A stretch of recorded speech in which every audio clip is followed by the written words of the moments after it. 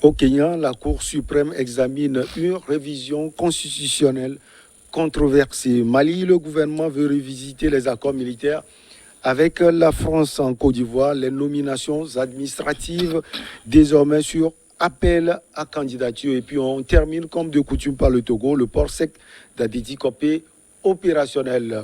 Nos invités sont en place. Sana Komlan Sadio Etou, analyste économique et sociopolitique. Jérôme Sossou, journaliste. Il est le directeur de publication de Triangle des enjeux. Et puis nous avons Firmin Teko Agbo, chroniqueur politique. Il est également le directeur du Centre de géopolitique internationale qui porte son nom, Firmin Teko Agbo. Chers invités, bonjour. Firmin, j'ai sauté quelque chose? Non, ça va. Centre de recherche et de géopolitique internationale, Firmin Teko Agbo. Vous allez bien? Oui, je vais très bien. Merci de répondre à notre rendez-vous. Merci aussi, merci de m'avoir invité. Sana, bonjour. C'est un plaisir de vous revoir. C'est un plaisir qui a toujours été partagé. C'est un honneur de partager cette plateforme avec d'éminents experts en géopolitique et des journalistes. Ouais. Mais je vais piquer la grosse tête là. Vous exagérez. Il y a de quoi, il y a de quoi, il y a de quoi. Vos analyses sont à la hauteur de ce titre quand même.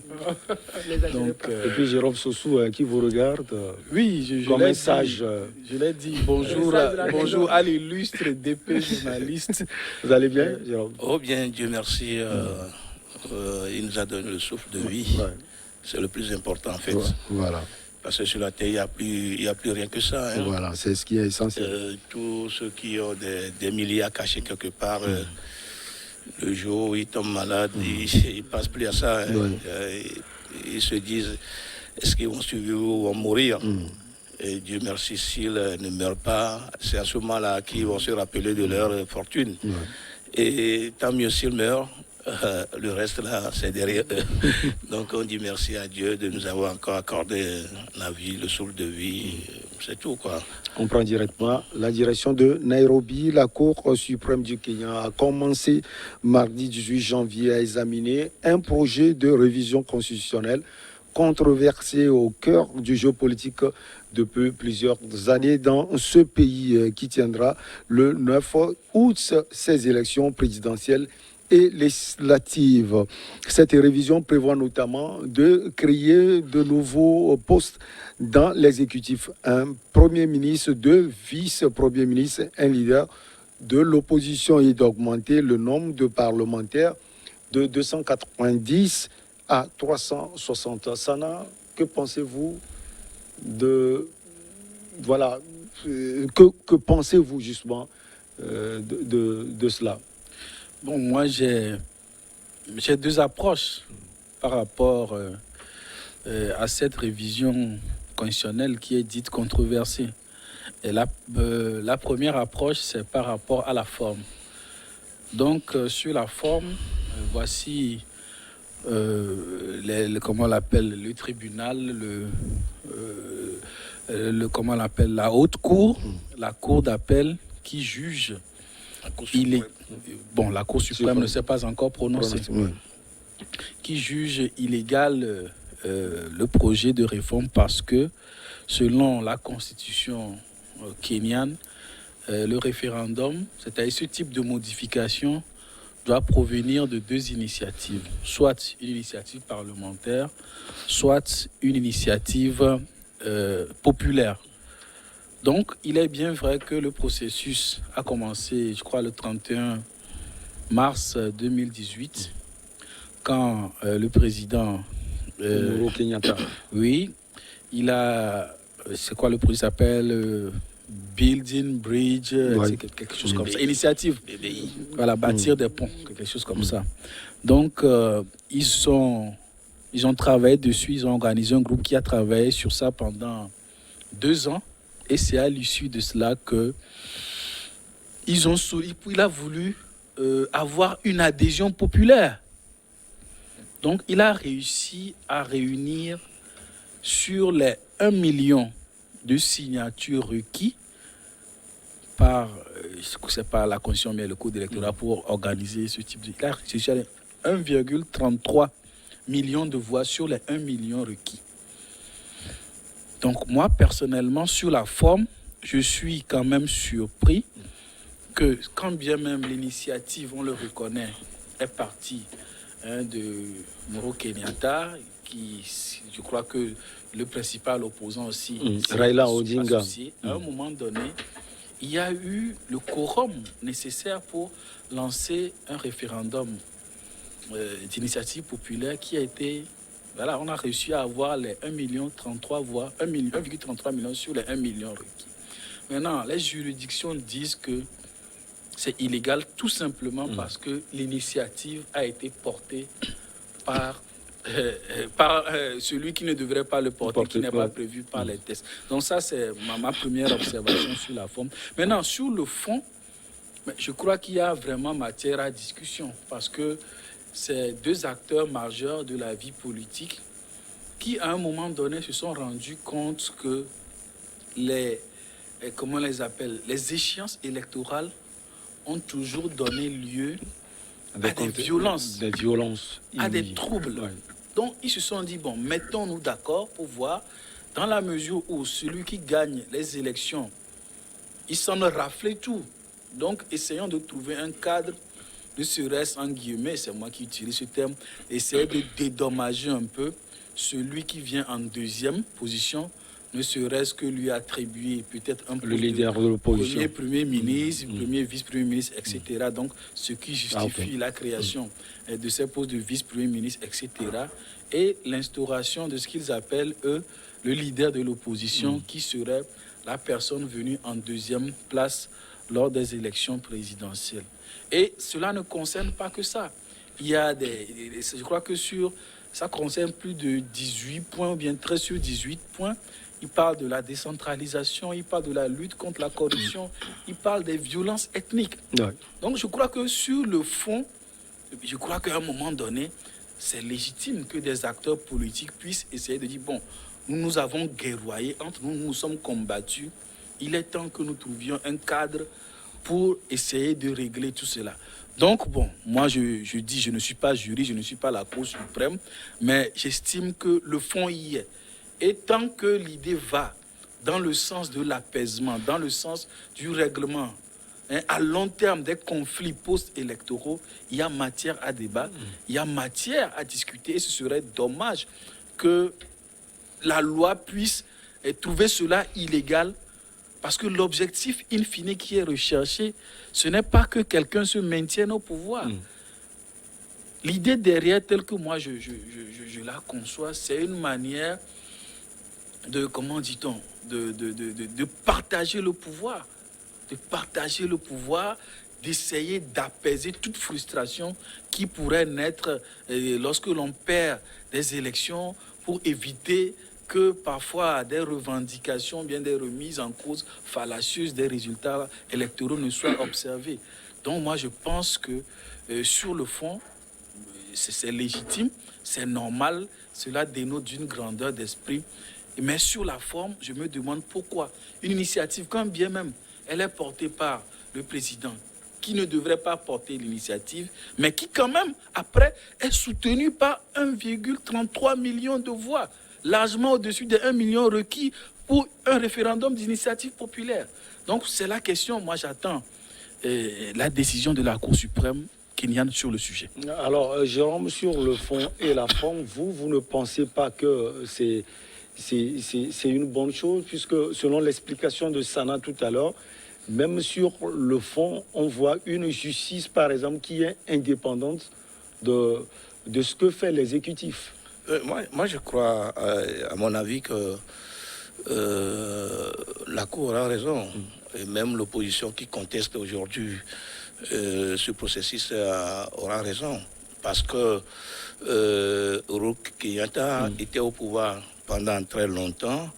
Il n'a jamais pensé à partager le pouvoir avec l'opposition. C'est maintenant qu'il est... À l'approche des élections. À l'approche des élections du mois d'août, où il ne serait plus candidat en réalité, puisqu'il ne devait pas, selon l'opposition, il devait plus... Ça fait 2 mandats. Ça fait 2 mandats, il ne devait plus aller au 3e mandat. Et c'est lorsqu'il est en train de partir qu'il est en train de vouloir modifier, juste puisqu'on dit que le président sortant serait convoité ou va convoiter le poste de Premier ministre. Et là, l'opposition disait que il est en train de faire quelque chose pour quand même conserver le pouvoir. C'est-à-dire, lorsqu'il serait encore Premier ministre, cela veut dire qu'il ne continuera pas exercer le pouvoir. C'est-à-dire qu'en ce moment-là, le président serait peut-être un parapluie, et puis c'est le pouvoir même revient au Premier ministre. C'est pour cela que l'opposition refuse cette initiative. Et j'ai même vu quelque part la Cour suprême dire qu'on devait porter plainte contre le président sortant. Non, parce que au même moment, Jérôme, ce n'est pas une bonne chose parce que Uhuru Kenyatta, même s'il ne va pas briguer un troisième mandat, peut placer ce qu'on appelle généralement dauphin. Mais c'est ça qu'on refuse. En réalité, il devait le faire lorsqu'il avait encore la concentration du pouvoir à ses mains, c'est-à-dire tout lui revenait. Il a rappelé tout ce qui constitue d'ailleurs ces violences post-électorales. Et donc, lorsqu'il exerçait le pouvoir, c'est en ce moment qu'il devrait en réalité vouloir le partager avec. Il n'a pas vite pensé à cela. Maintenant qu'il est en train de partir, il ne voulait pas, en tout cas, abandonner le pouvoir. Il a fait peut-être ses gymnastiques intellectuelles pour porter ses modifications. Donc, contrairement à ce que Sana a dit, c'est pour conserver le pouvoir. Mais de toute façon, c'est là-dessus que moi je fais de la chose. Et je donne raison d'ailleurs à Odinga, c'est-à-dire l'opposant charismatique qui ne voulait pas du tout que le président sortant puisse porter ce projet-là. Et puis on a dit, mais c'est vrai, d'ailleurs c'est vrai qu'on disait que ce processus ne peut pas aboutir avant la présidentielle d'août 2022. 2022. Mais c'est ce que moi je refuse de chefs d'État africains. Ils trouvent toujours des artifices pour modifier la Constitution lorsqu'ils savent que maintenant ils sont pris au coup, ils seront obligés de partir. Donc ils font des grimaces quand même pour tenter des modifications pour s'accrocher au pouvoir. C'est ce qui est en train d'arriver au Kenya. Mais de toute façon, j'ai constaté qu'il y a une justice indépendante, complètement indépendante, qui n'est pas d'accord, qui a déjà rejeté ce processus-là et qui demande d'ailleurs que le président sortant Kenyatta soit poursuivi en civil au tribunal. Et donc, si ça pourrait quand même arriver, je dirais que cette justice-là est complètement indépendante. Et donc, c'est comme ça que c'est l'analyse que moi je fais de la lecture que je fais de la situation actuellement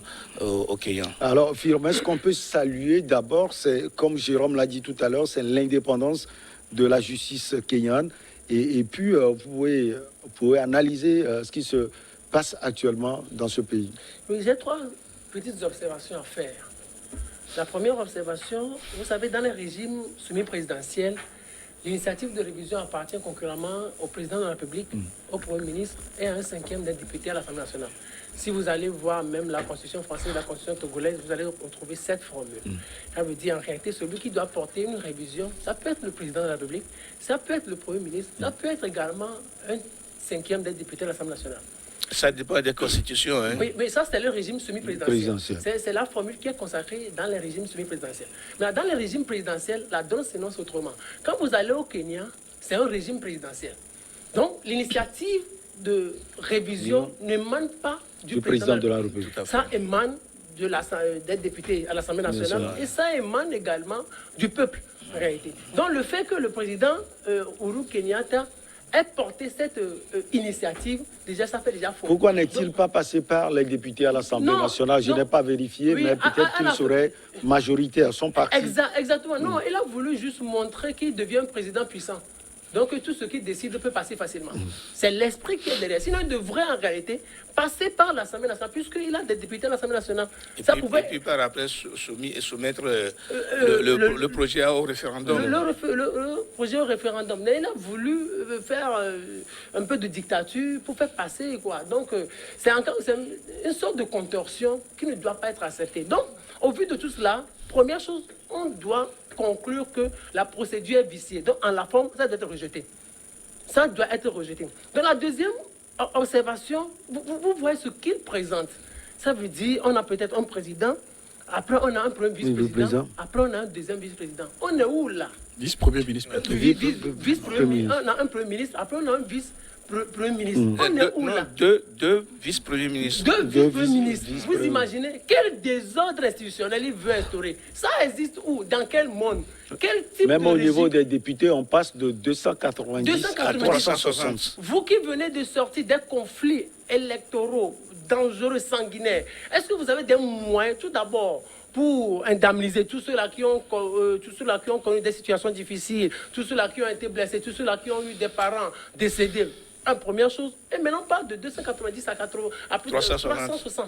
Donc est-ce qu'il y a de l'argent pour pouvoir payer, pour assurer les frais? Ça fait 70 de plus. Oui. Donc est-ce qu'il y a des moyens? Ça, c'est la deuxième chose. Probablement c'est lui qui serait le prochain Premier ministre. Exactement, non, j'en viens. Donc vous imaginez, donc quand on a un président, premier ministre, vous le permettez, on marque une petite pause, on revient vous donner la parole pour plus d'explications. La pause. D'accord.